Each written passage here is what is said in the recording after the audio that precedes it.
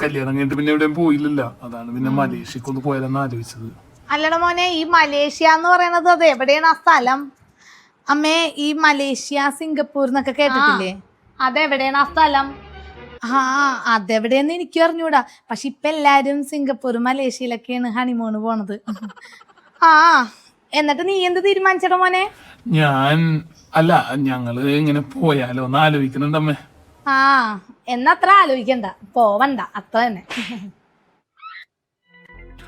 അല്ലമ്മേ, അതെന്താണ്? അത് നീ പ്ലെയിനിലൊക്കെ കയറി പോണത് എനിക്ക് ഭയങ്കര പേടിയാണ്.